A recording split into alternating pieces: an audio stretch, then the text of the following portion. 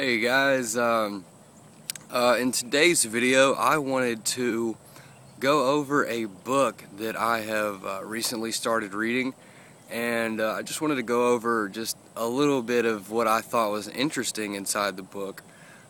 The book is called Man's Search for Meaning by Viktor Frankl.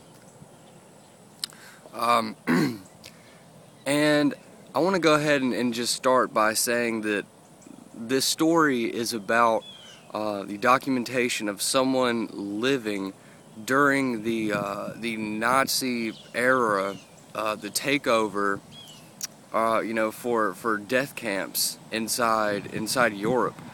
And so this is the account of someone who lived in one of those Nazi death camps for, years at a time, and this person survived, one of the very few that survived.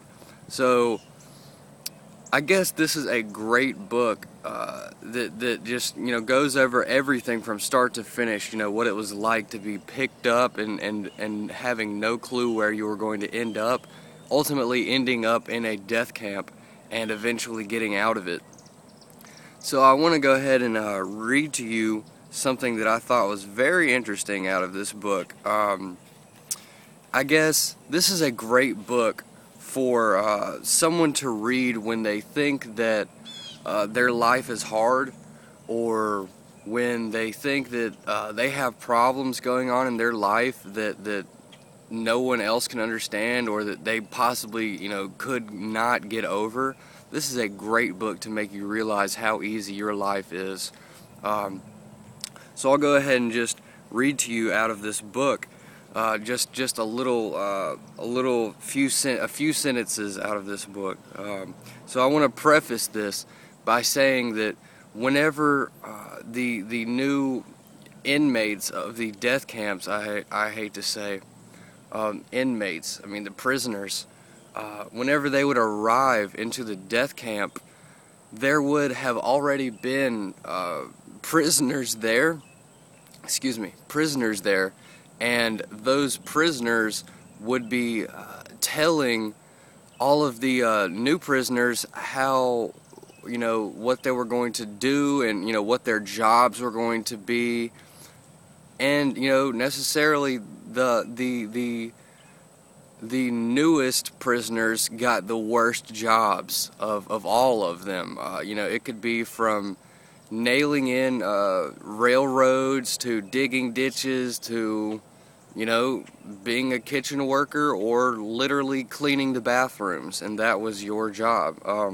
So this was something that I read out of the book. It says that it was a favorite practice to detail a new arrival to work whose job was to clean the latrines and remove sewage. If, as usually happened, some of the excrement splashed into his face during its transport over bumpy fields, any sign of disgust by the prisoner, or any attempt to wipe off the filth, would only be punished with a blow from the capo, and thus the mortification of normal reactions was hastened.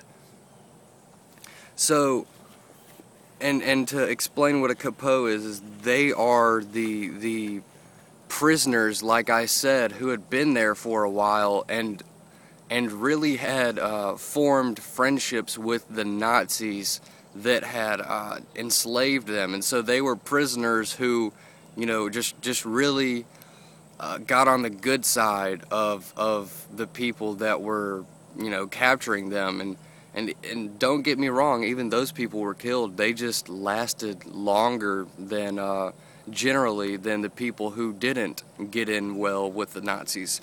But so what they're saying is just that if you were, given a task, especially a very disgusting and vile task, like transporting all of the sewage, if you showed any signs of disgust, then you were basically punished because of that. Even if you tried to wipe off the excrement, literally the poop and the pee from your face, then you were punished. And for someone to have to go through that, even as a prisoner, makes you realize just how easy you really have it. I mean, how how much worse could it possibly be right now?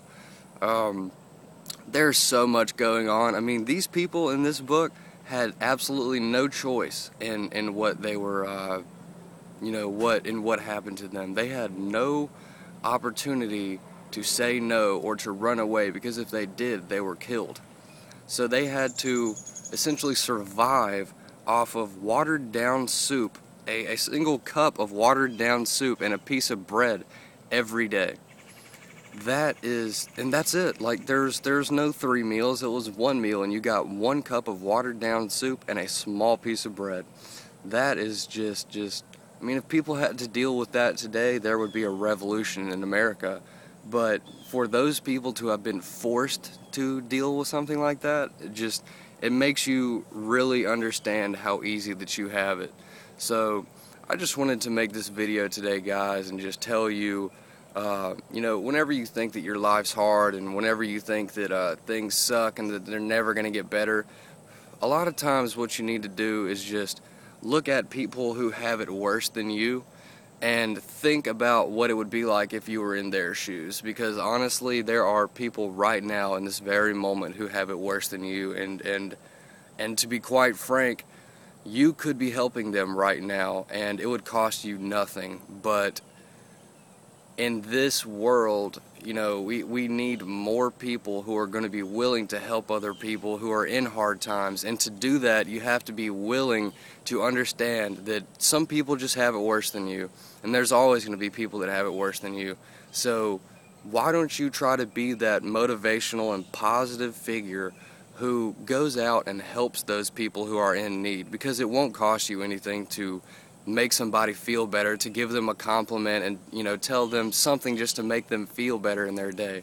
That's all that it takes to really change somebody's mind about something and to really influence them for the rest of their life. So with that being said, guys, this is the video for today. I'm going to come out with another one tomorrow. Again, let me know if there's another video or another topic that you would like for me to make, because I'm very much into this. I mean, this is, I've been making videos every day now, so I'm in this for the long run. So I will see you guys tomorrow.